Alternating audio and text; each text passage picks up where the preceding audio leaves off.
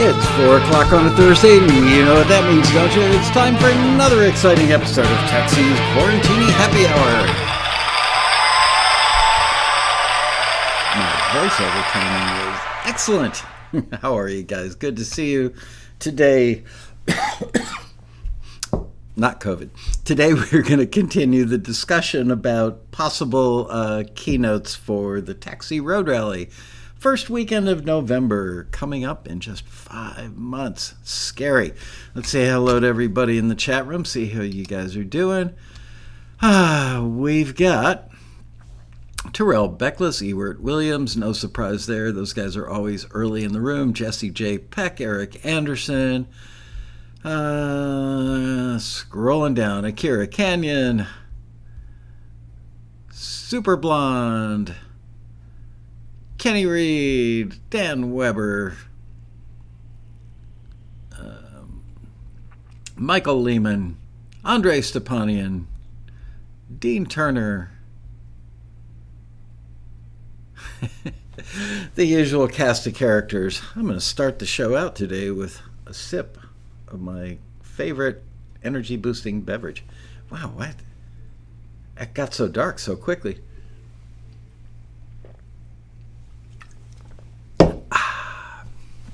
Refreshing. Hello, Bob Gunnerfelt, Nancy Kalel. How are you guys? So, have you guys had any more deep thoughts? Let me read back some of the names that we discussed when we last hung out together, which was Tuesday. Hans Zimmer, Phineas, Seth Godin, Craig Wiseman, Derek Sivers, Max Martin, Danny Elfman, Jimmy Webb, Gary Calamar, Trent Reznor, Bud Scappa, David Foster, and Don Gaiman, who was the engineer-producer on REM, Hootie and the Blowfish, John Mellencamp, Crosby, Stills, Nash & Young, and others. So there you go. All right, spit out some great ideas. I've got a couple other questions I want to ask you about relative to all this stuff as well.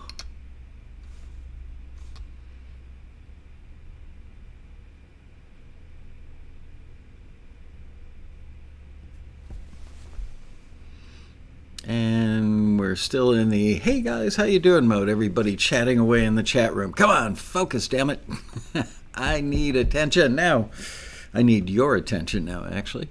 All right, well, I'm not getting any more suggestions from you guys. Let's see, what else do I want to ask you about? Actually, I'm going to let the room fill up a little bit. Kind of a skinny crowd so far today. I think there's probably... Yeah, I can tell you exactly how many of you there are. And while we're waiting, yeah, we've only got 30 of you in the room. 30 people watching and only 9 likes. Give it up, people. Drop in and give us a thumbs up while you're sitting there just watching.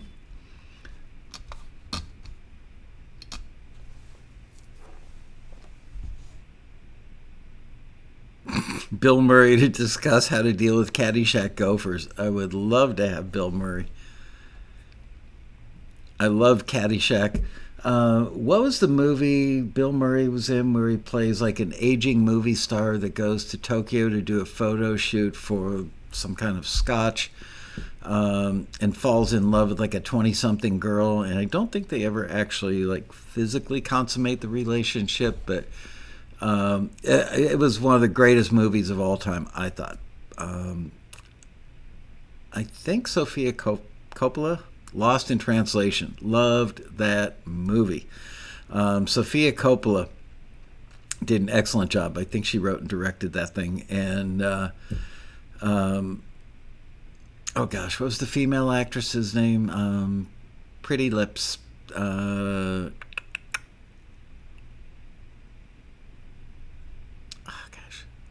Scarlett Johansson. Scarlett Johansson and Bill Murray. Does anybody actually know what Bill Murray whispers into her ear at the very end. I've turned up my TV to 11, stood right next to it. I've read all kinds of stuff online. I'm not sure anybody actually knows. Marion Laird is here. Yay! Hey, Marion. Songs from a Headband. About a panel on getting your music into TV commercials. We've got that on the list already. I've done that a couple times, maybe a few times over the last several years, but we may do something on TV commercials again this year. How do you press a like on an iPhone? I don't know, but somebody will know.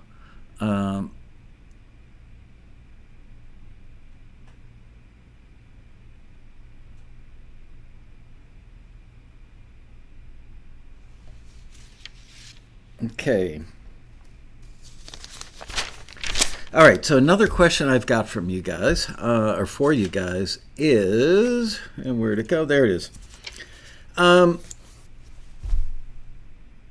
Sometimes it feels to me as though people are almost more interested in the listening panels and getting their music heard than they are actually learning about stuff, because learning about stuff means that you have to apply it later, and that requires some work and some time, and they just kind of assume that if their music gets heard by a listening panel that somebody will go, oh, that's brilliant, I want to sign it.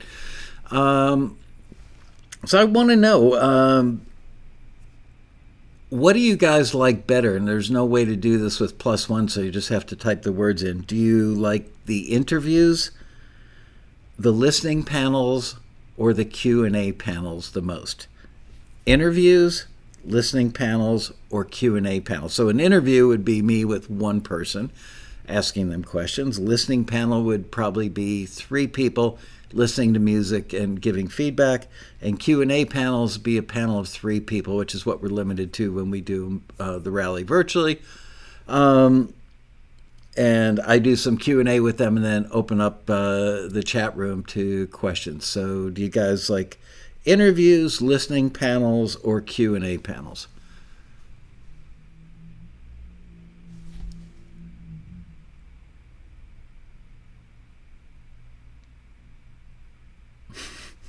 Patrick Adams is politically correct in saying, I like them all. Good job, Patrick.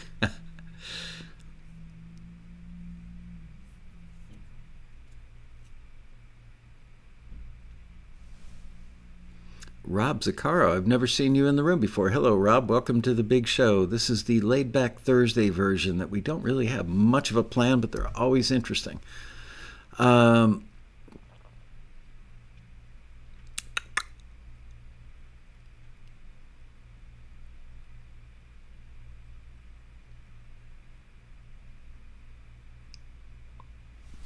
Wow, listening panels are looking pretty strong here.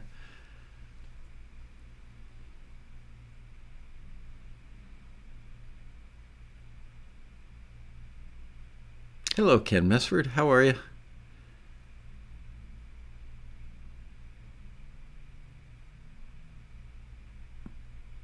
Super Blonde, did you actually attend last year's rally? Were you a member back then? Are you a member even now? I know nothing about you, Super Blonde. You are an enigma.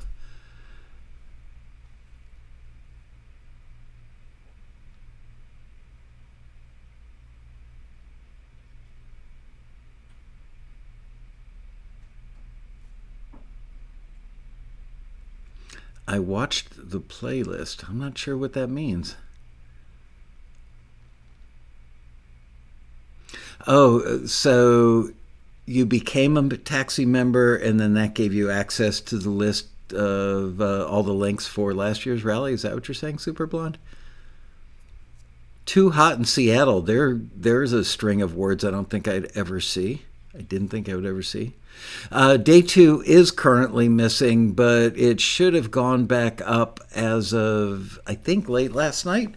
We had a problem with the Robin Frederick session. She used some songs that we got blocked because of copyright issues, which she assured me wouldn't happen because she'd been using them on her YouTube channel and had no issues. And we got nailed about, I don't know, 4, 5, 6 days ago. And so because each day is one long continuous 8-hour-ish stream, we had to, the entire stream got blocked. So Bria had to take it and mute the songs and then re-upload it. Hopefully it's working now. Hey Pierre, how are you?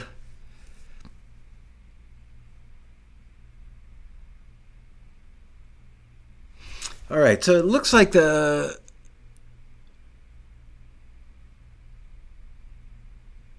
Mary, to me, the listening panels. To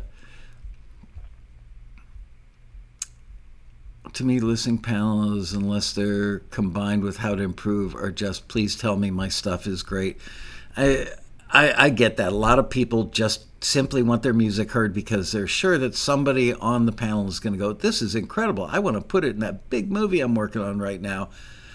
We've had stuff like that happen, but for the most part, the value really is in the feedback.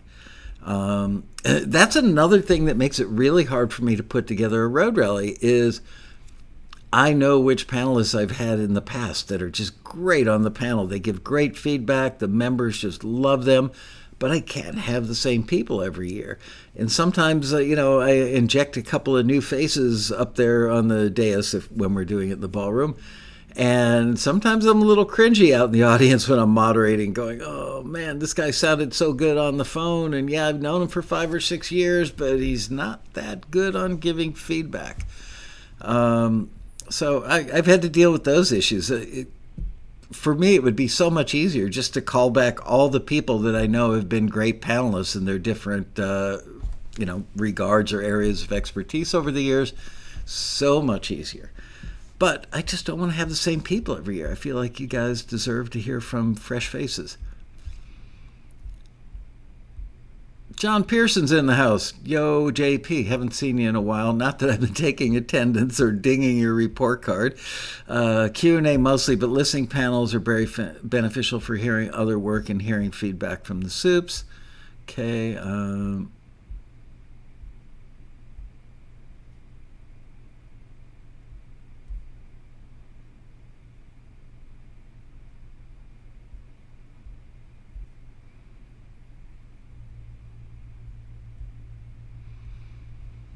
It's a gorgeous day in Jersey. Depends what part of Jersey you're in. Oh, I'm sorry. I used to live in New Jersey. I can say that.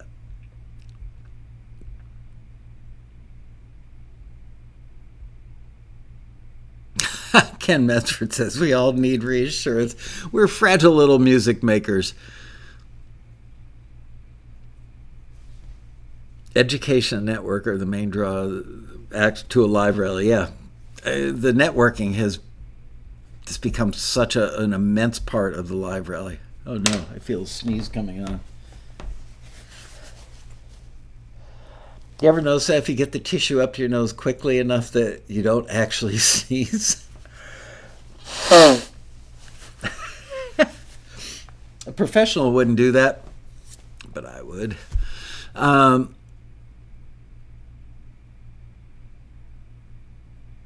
Wow, Joni Mitchell's feeling better and starting her jam sessions from home again. That would be a fun thing to engineer. Hello, Charles Davis. Hello, Riney Bear.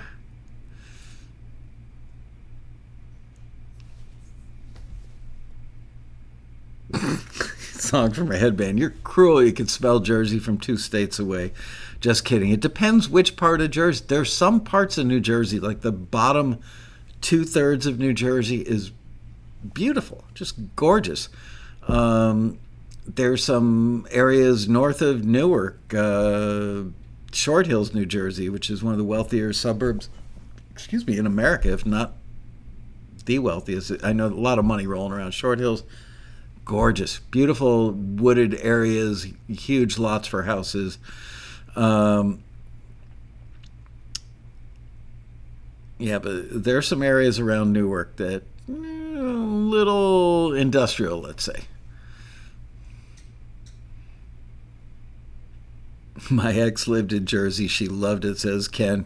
No, I'm glad she's your ex. My ex still lives in Jersey. I think Jersey had something to do with the whole thing. Did I record that season? Nope.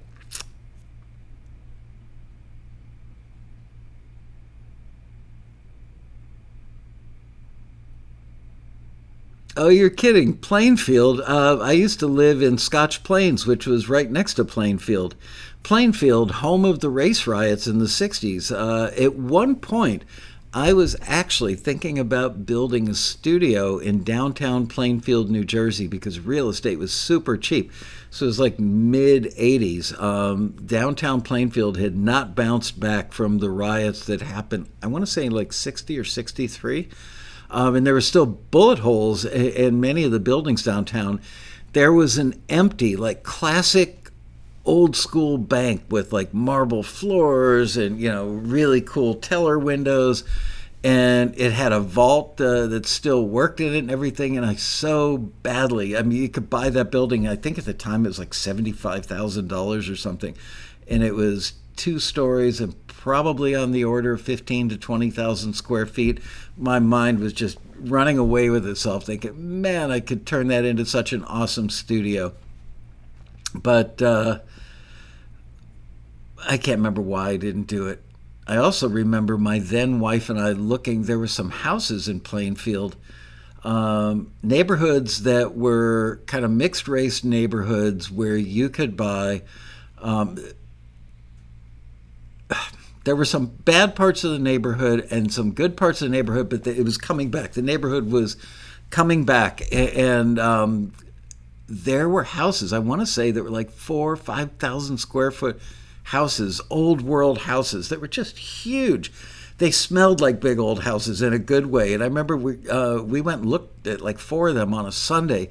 It was pretty close to some bad gang type neighborhoods, but the neighborhood was regentrifying, and the people that lived there really loved the neighborhood, took really good care of it. Everybody got along really well, which is super nice.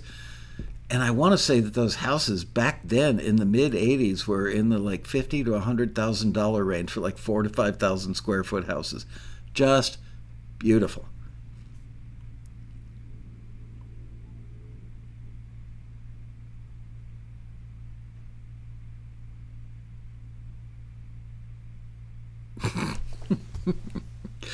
Oh, man. Anyway, enough about New Jersey. Ken Messford only likes living by the nice gangs. I don't know that there's such a thing. Um, all right. So anyway, so that's good. We know that listening panels are something that are kind of preferred. So let's think about the types of listening panels. Um, Making a note.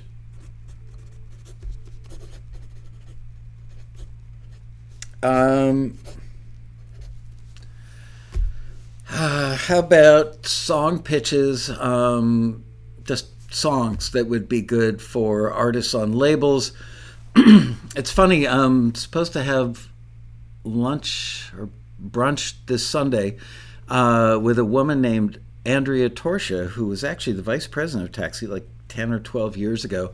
She's been senior creative director at Universal Music, vice president of several publishing companies over the years, and has remained a good friend of mine. We don't talk more than a couple of times a year, but she's somebody that I'll be friends with probably for my whole life. She was great at picking hits. And she said to me as we left our last luncheon, she said, if you want me to do a panel at the Road Rally, she used to be petrified of being on stage at the rally. Petrified. Like I couldn't drag her up there. Even when she worked here, I couldn't get her up on the stage.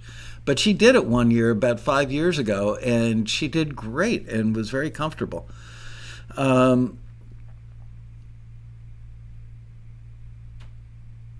Anyway, so she would make a really good person.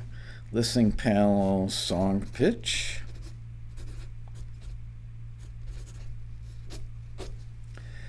Song pitch for records.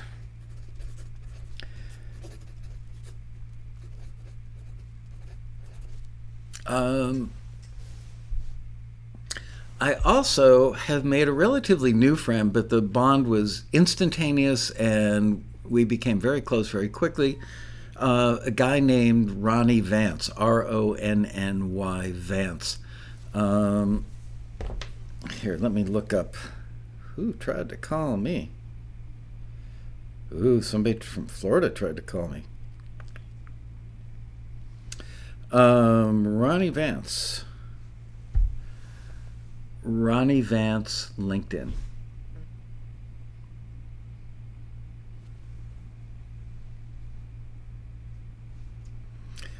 I was actually with Ronnie Vance a couple of times when I was in Israel. He lives over there now.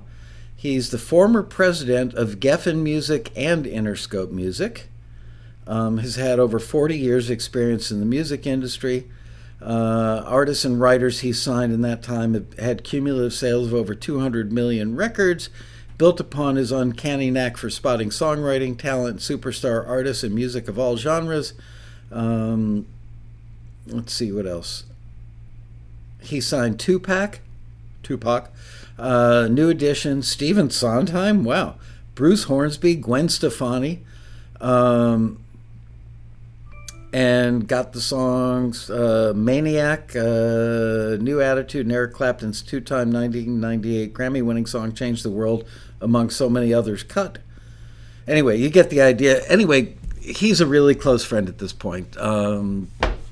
We talk somewhat frequently, and we spent some really quality time together, actually with our families when I was in Israel. And I know he would do a panel. He's a song guy, and I've got to tell you, for the last 20 years or more, I kept hearing that people kept talking about this guy, Ronnie Vance. He's a publisher. He's like the nicest publisher in the industry. And you don't know him? I can't believe you don't know him. And then one day, a mutual friend of ours said, "You don't know Ronnie Vance? I can't believe you guys don't know each other." And so he connected us, and I called Ronnie, and we chatted, and he said, "Well, great, man. The next time you're in Israel, give me a call, and we'll go grab a coffee or something." Okay, nice enough. And like a week or two later, Deb and I were out for a walk one night, and my phone rings, and it's Ronnie Vance calling. He goes, "You didn't tell me you're the taxi guy." And I said, "I don't know why, but yeah, I'm the taxi guy." And he's like, "Oh, man." He actually said something like, "You're an icon." And I went, "Oh, I like you." No. He's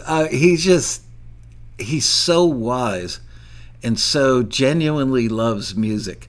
So Ronnie Vance would be a really good guy to put on a listening panel. There is a 10-hour time difference, though. That's an issue. We'll just see if we can work our way around that.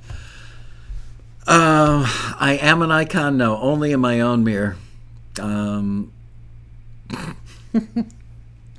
Only when I look at myself as I brush my teeth and I go, "Man, you are such an icon." If I were an icon, we'd have like 100,000 viewers on these shows. Yeah,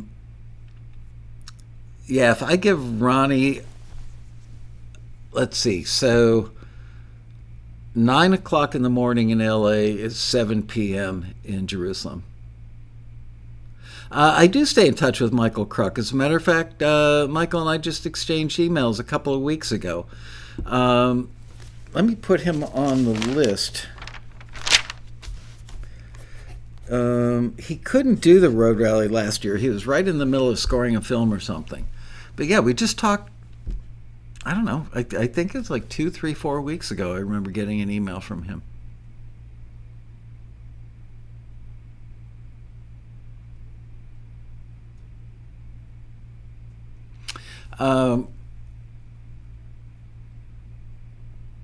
Put who on my social media list? I actually really don't I don't do a lot of social media. I'll check Twitter for newsy kind of stuff, although it's really kind of gotten way too political and depressing. Facebook, I only have a page that's under an assumed name that only my wife and daughters go to. And if I look at it 3 times a year, it's a miracle. And Instagram, I follow immediate family, and that's it. I look at the taxi social media, but not personal stuff. I don't have time. It's like, I think it was Monday or Tuesday night, my day started like 6:30 in the morning answering emails, and I literally worked until about 1 a.m. that night. And the only time I had off was the 10-minute drive to work, the 10-minute drive home from work, and about a half an hour to throw a burger on the grill when I got home from work that night. That was it. And I'm too old to be working hours like that. So in other words, I don't have time for social media. Yeah, Ronnie Vance would be great as a keynote.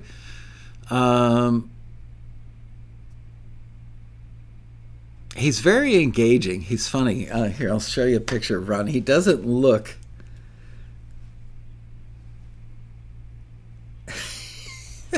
There's another guy named John Kalodner that used to be a legendary A&R guy. The two of them look like they hang out together. Anyway, there's Ronnie Vance.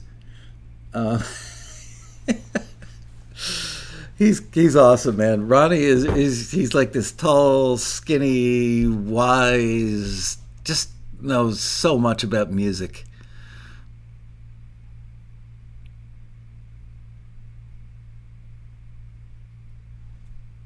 We don't need ZZ Top, Peter. We've got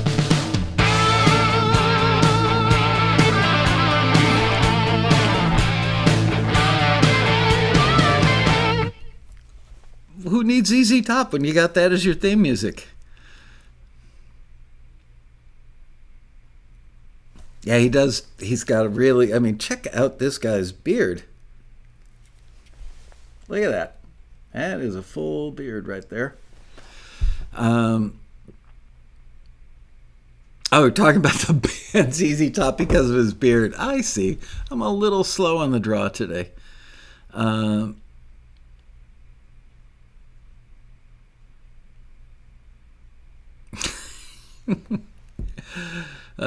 man. Ooh, you've got focal monitors. Nice. Yeah, he does look a little John Lennon-esque in that shot. I gotta say. Because of the little round glasses. Anyway, Ronnie is awesome. One day, my wife and I went over to his place.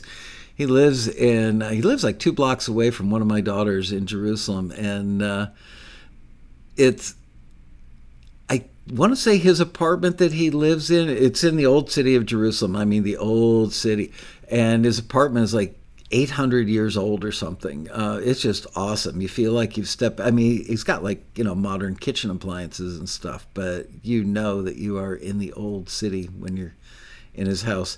Anyway, my wife and I went over and hung out with Ronnie and his wife, and then my daughters were out and about, so they stopped by, and his son came into the room. So we had a nice little hang with the two families. Such a good guy. All right. So let's see. What else can we talk about? Let's see. I've already talked about... here, let's do a little survey. Hey, Ron Schultz. Good to hear you got an international placement through TAXI. Can you please... send an email, because we're always trying to scrape together stuff for the member deals section, of the newsletter. If you would be so kind as to send an email to memberservices@taxi.com and put in the subject line TAXI member placement, put a little blurb in there, and that way Randy will forward it to my wife, Deb, who's the person that assembles the member deals for the newsletter. Thanks, and congratulations.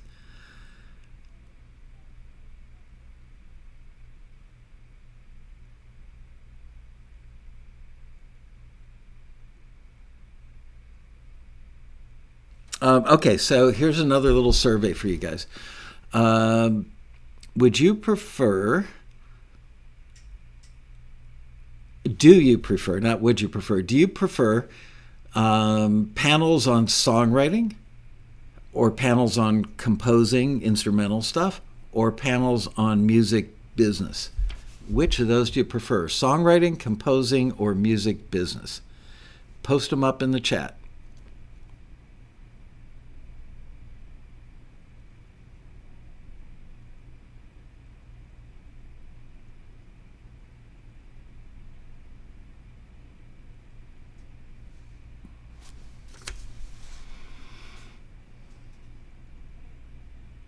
All the above.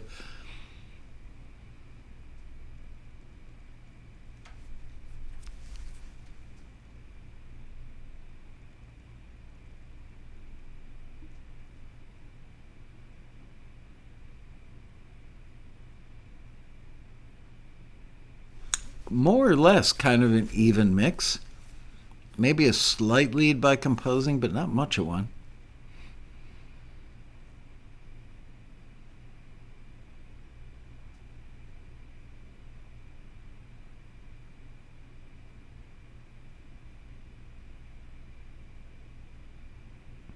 When I talk about music business, I'm thinking of things like, you know, should you be signed up with a PRO? Do you need to register your copyrights? How do you get paid for all the myriad things on the internet now where your music can be, and they all seem to pay differently through a different organization? You know, you can't afford to ignore the business side of the music business. When somebody reaches out to you and says, I want to sign you, or I want to use this song in a film, or I want to have you do like a collection of 10 instrumentals from my catalog, you're in the music business. It's kind of like saying I want to be a Formula One race car driver, but I don't want to know anything about the business side. I just want to get in the car and drive. Well, of course, drivers for Formula One, have to have a public personality. They have to know how to deal with the management of their team, the ownership of their team, with endorsements for the cars, advertisers whose stickers go on the cars, all that stuff. So you can't just ignore the business side. Branding. I love brandy too. A good sip of Courvoisier every now and then. I'm kidding. Nancy Kalel says she's learned a lot about the business, music business from TAXI. Well, thanks for paying attention, Nance.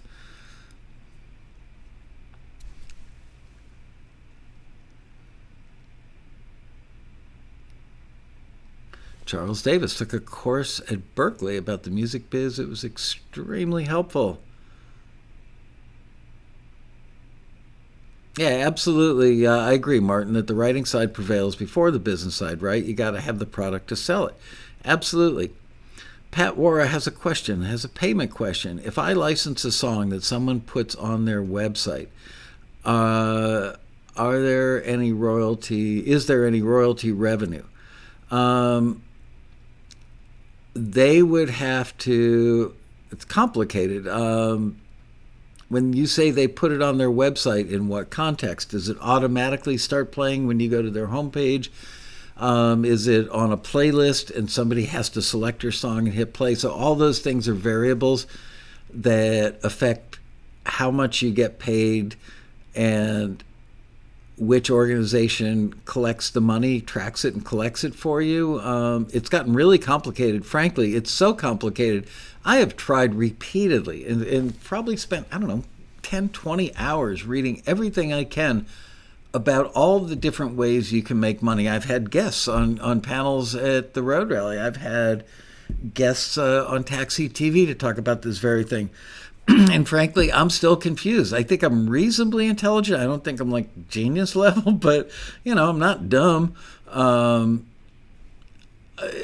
It's not that it's hard to understand. It's hard to remember which organization tracks what and under what circumstance you get paid for this and how much that is and blah, blah, blah. It's just, oof. Too bad there isn't just one place that collected all of that for you. But yeah, as part of an online book, it didn't happen, but I wondered about the royalties. So if it's an online book and somebody reads the book online and your music is playing in the background, yeah, there's probably some sort of royalty, but honestly, you'd be lucky to make pennies on it. My daughter Hannah wrote a song when she was like 15 or 16 and ended up getting cut by two twin sisters. I'm drawing a blank on their names. Anyway, last time I checked, which is probably 9 months to a year ago, the song had like 5 million spins on YouTube. And Hannah was a co-writer on it. So I reached out to a friend of mine who does publishing admin and said, "Can you do the admin?" Hannah is, signed with BMI, not signed with B. She's registered. She's a BMI member. She owns all of her own publishing. The co-writer actually is published by I can't remember, by a big publishing company. Anyway, so I reached out to my friend and said, "Would you do me a favor and do the admin on this so my kid can collect her money?" And he said, "Honestly, Michael, it's not worth the effort on either of our parts." And I said, "She's got 5 million spins." And he goes, "Buy her a nice dinner." Okay, there you go. Ricardo, JP, I don't understand what the padlock means.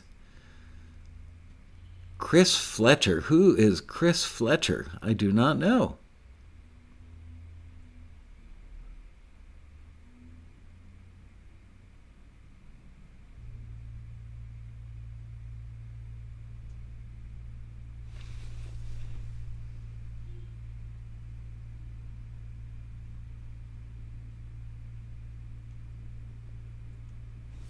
I don't know who Chris Fletcher is, Nancy.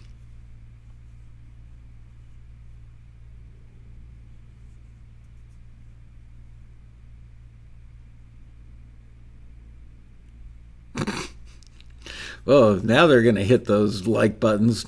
Now they're going to get their kneecaps broken. Do I know any of the legendary bluesmen that are still living? I really don't. I would consider Eric Clapton a legendary bluesman of sorts. And he's still very much alive. But honestly, last time I saw him was in a restaurant. We were sitting in adjacent booths, and that was probably, I don't know, 10 or 15 years ago. Hello, John Hope.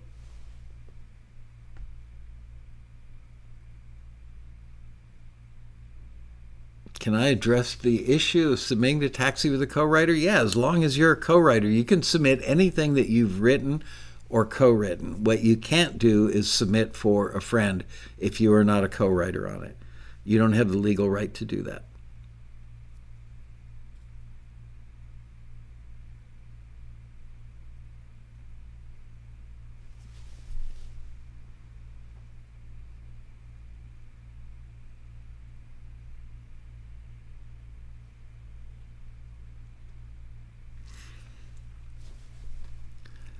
The question is, how much is the dinner worth?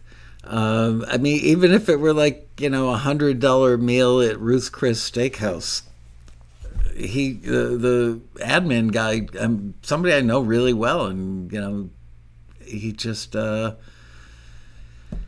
just not worth it to even fill out the paperwork. How sad is that?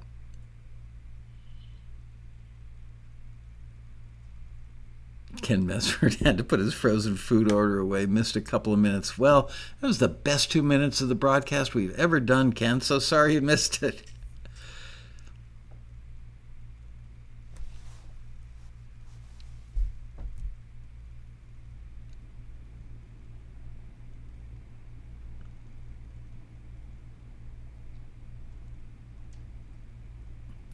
Do music libraries, another question from Charles Davis, do music libraries prefer to have a single copyright owner? Not so much. I mean, their first preference is just to find great music that their clients will like. They hear great music that they won't sign because they don't have the clientele that uses that type of music. So finding great music is the most important thing in the world. It's just, no, I can't remember. Everybody hates doing paperwork. That much I know. That's why, frankly, when they hear a great, hip hop instrumental track from you, and they probably will ask you, do you have a bunch more of these that are equally as good? Part of the reason they're asking you that is that way they only have to sign one person to a contract, not 10 people to a contract. It's just easier. Makes it easier to do the payments and everything. So there you go. Warren Sellers, how are you? These are great, Michael. You mean the shows? I don't know if I'd use the word great, but they're fun. Sometimes they're educational. Oh, in a minute, I'll talk to you about my latest Gopher update. That's kind of funny, kind of gross, kind of funny. Do you suppose Clapton could make the rally? I'm sure that's a tough one. Yeah, speaking of tough people to get, yesterday I had a really nice, like 45-minute to an hour-long conversation with a friend of mine. Well, you guys were talking about him the other day. Drawing a blank on his name right now. I can't remember. The big mixer guy who... Dennis Sands. Yeah. So yesterday, I reconnected with Dennis Sands. We haven't spoken to each other in like 40 years probably. We met many, many years ago when we were both very, very early members of a fledgling organization called SPARS, the Society of Professional Audio Recording Studios, back in like 1976, 77, somewhere around there, maybe 78. Anyway, Dennis Sands was a partner in a studio in LA when I was in Fort Lauderdale. And his studio out here was called Group 4 Recording, and he did a lot of film score stuff. Well, he eventually got out of the studio business, went independent, and has just scored gazillions of big blockbuster movies, gazillions of them. And anyway, we had the nicest conversation yesterday. I'm trying to get him involved in the rally. He is on board. He has to talk to his partner. He does online classes that are excellent, and he's got to talk to his partner about what we can or cannot use for the road rally. But we'll work out the details. He's a great guy anyway, and really knowledgeable. And just his credit, he does not have his nose in the air at all. He's a very accessible, very pragmatic, practical kind of guy. He's excited about doing it. Anyway, we were very excited to reconnect. Turns out we only live about 35, 40 minutes apart from each other, so I'm sure we'll have a lunch or something coming up. But I asked him, I said, how well do you know Hans Zimmer? And he goes, I know him. Actually, I know him quite well. And I said, yeah, I know. You've engineered a lot of stuff for him, mixed a lot of his movies. Is there any chance? And he said, the road rally, he said, Hans has a huge, wonderful personality. He's very gregarious, very outgoing and stuff. He said, but Michael, everywhere that guy goes, people are tugging on him. Can you donate money to this? Can you speak at that? Can you be part of this nonprofit? Can you do this interview for me? He said, it's a tough road to go down, which I know.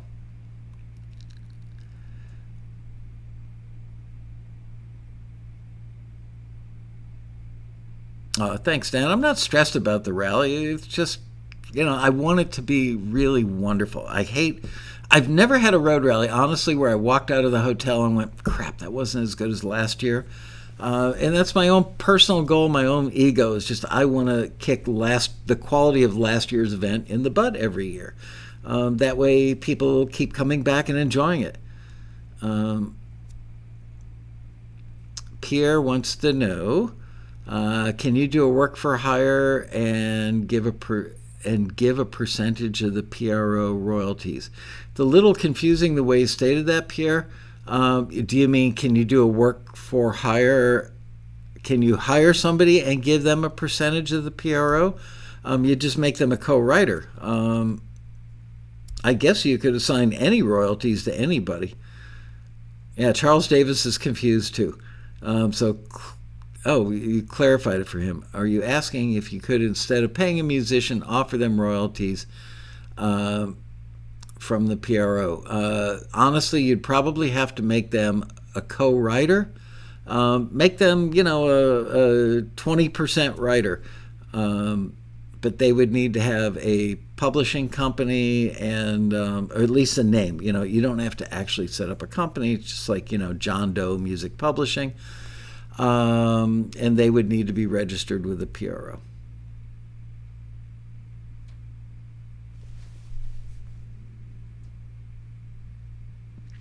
Dean Turner wants to know, can somebody without a dispatch membership submit to a dispatch listing? I'm sorry, no.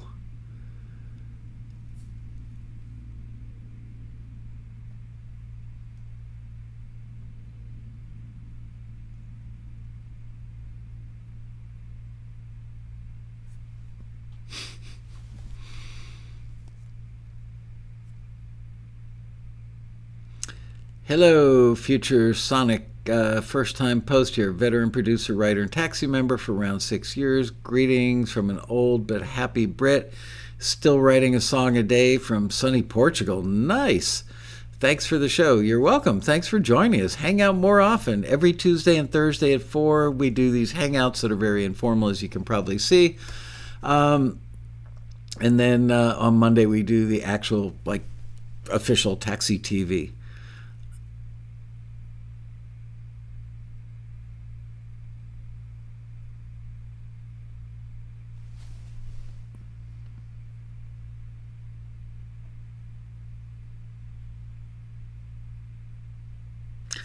Could we have a workshop in how to make string and orchestral libraries sound realistic? Yeah, we've actually done some Taxi TVs on that in the past, and we've done some stuff in the ballroom at the Road Rally. Possibly. Possibly. I have a really good connection to the folks at Spitfire as well.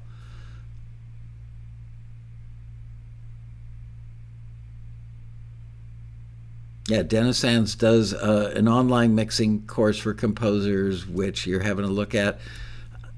I got to tell you, anything Dennis does, I would do if it's affordable, and I think it's relatively inexpensive. He's just such a quality guy, and I'm not saying that because he's a friend that I haven't spoken to in 40 years. I'm saying that because he's just a really regular guy who's extremely passionate and really good at what he does. I mean, you don't get to work on... here, let me list some of his credits. Dennis Sands mixer credits.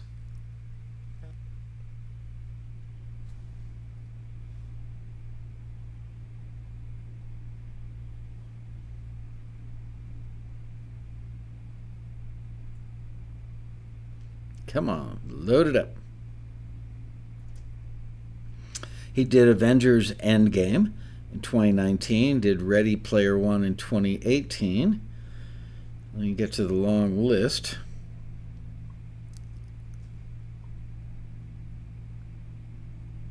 Yeah, where's the list?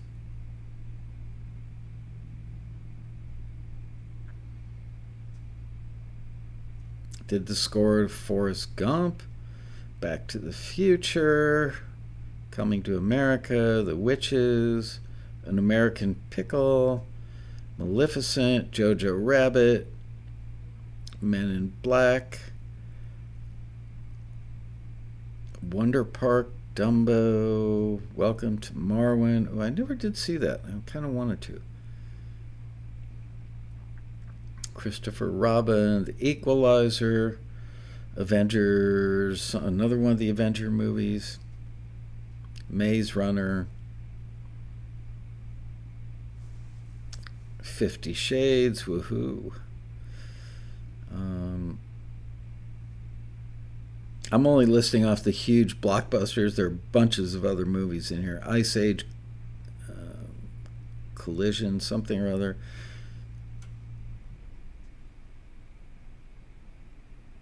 Mordecai. It's unbelievable. I mean, this list is just going on and on. The Flash, The Best of Me,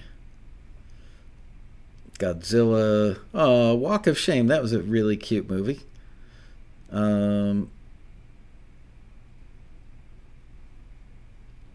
Red 2, Pacific Rim, Legends of Oz, 42, The Croods, Oz the Great, Hansel and Gretel, Hitchcock. Wow, that movie's already 9 years old. Argo, The Dictator. That movie was stupid and hysterical. Men in Black 3, Dark Shadows, all the Avengers movies. Puss in Boots, Real Steel, Contagion. There's a movie we all watched about a year ago, right? Captain America, Red Riding Hood, Call of Duty. Anyway, you get the idea. That's only like the last 10 years, and I was listing off like 10 of them.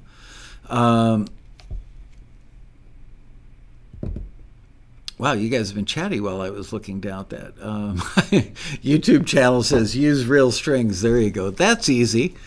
There is one way to accomplish the goal, and that is use.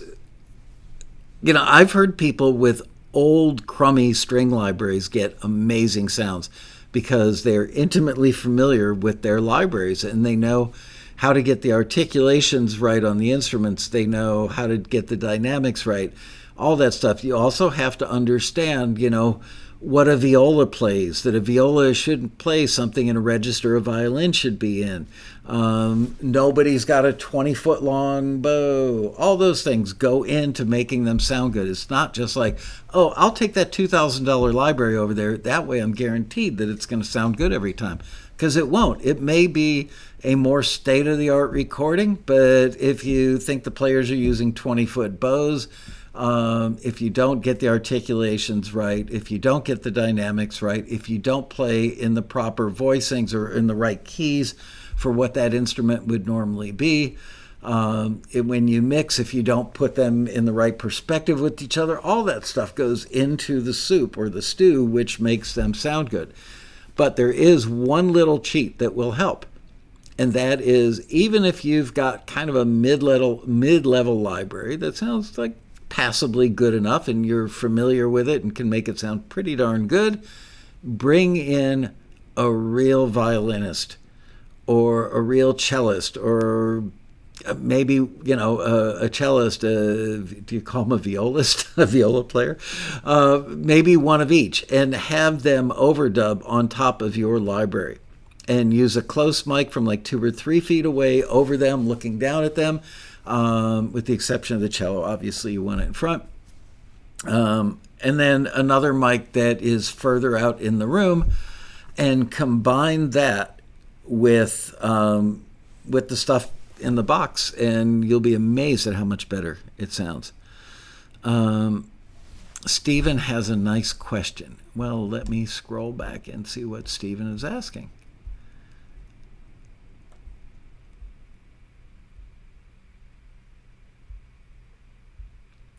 If I have a song on YouTube, does that affect a publisher picking up my forward?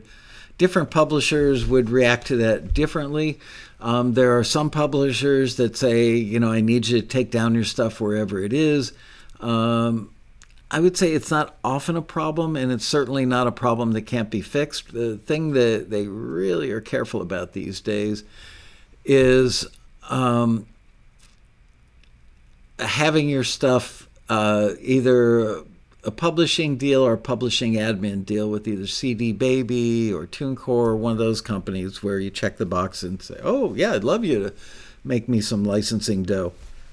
Then you've already got a publisher, or at the very least, you've got a publishing admin person.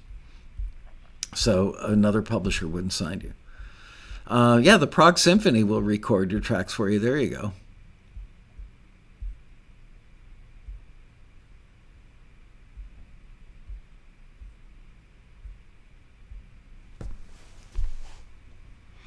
Chris Fletcher of Music Biz Mentors. I can't say that I know him. Let me get out another book. Wow, I can't believe it's already 4:54.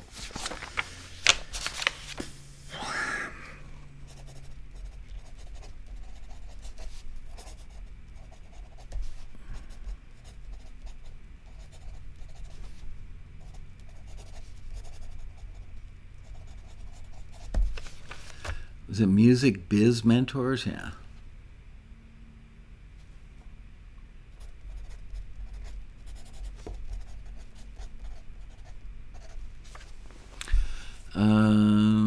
King Matt Hurt appeared at this year's virtual road rally? Possibly. I got to admit, I haven't spoken to Matt probably a year or better, largely because of COVID, and he's now back living in Switzerland, but we're very good friends. He would do pretty much anything I asked him to, and he's always great at the road rally.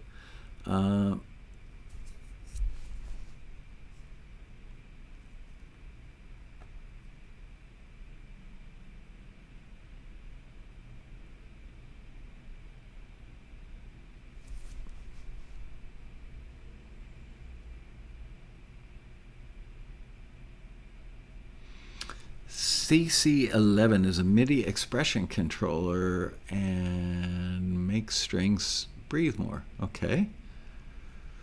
Yeah, people just, you have to understand what a string section or a horn section sounds like. Everybody kind of knows what a piano sounds like or a guitar sounds like.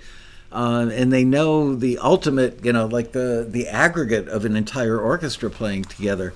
But I made that mistake, honestly, when I first started doing my earliest string dates, even though I had really good training on that stuff at Criteria.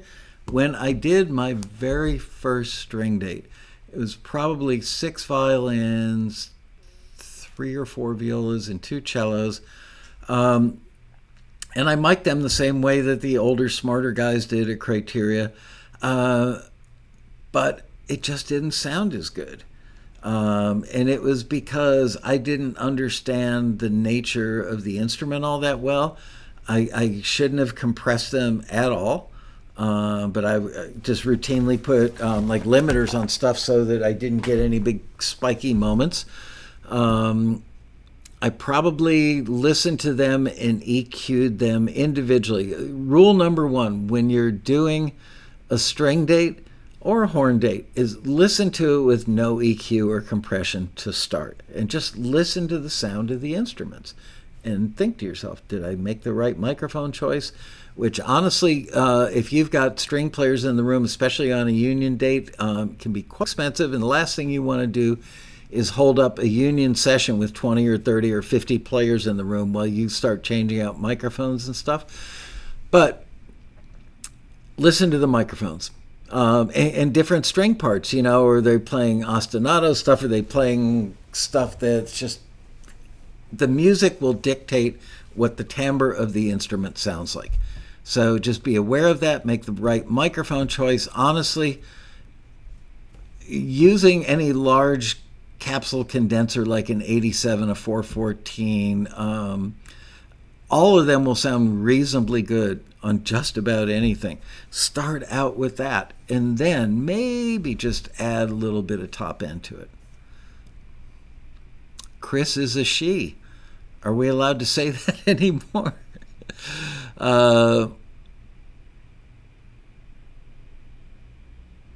Mark Giovanni, one of your instructors at Berkeley. I believe that Mark is partners. He's the guy that Dennis Sands and I are going to meet with. Hopefully next week we'll do a 3-way Zoom.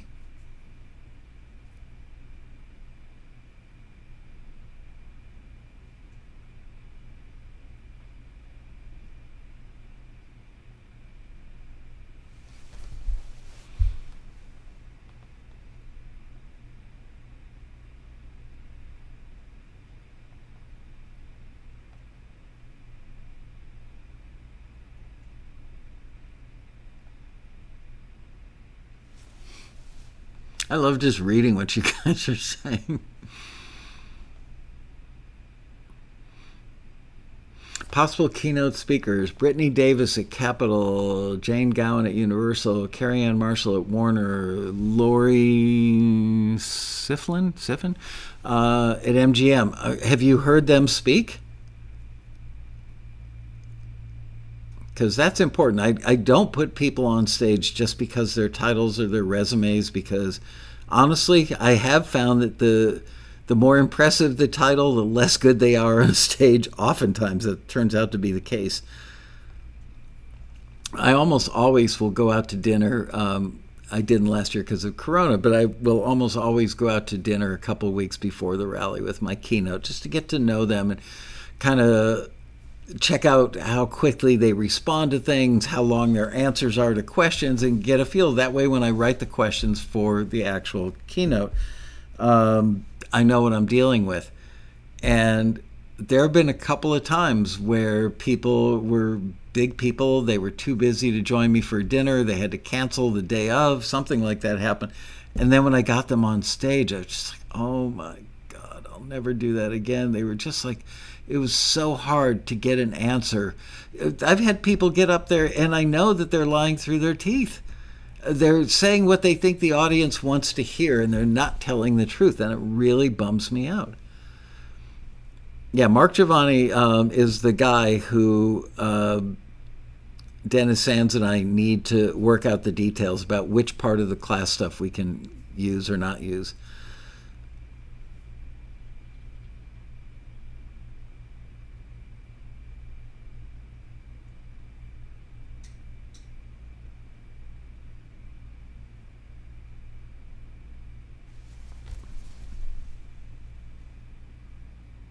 Yeah, most our VPs have not heard them speak. So there's the problem. I can't just call people that we've got no relationship with.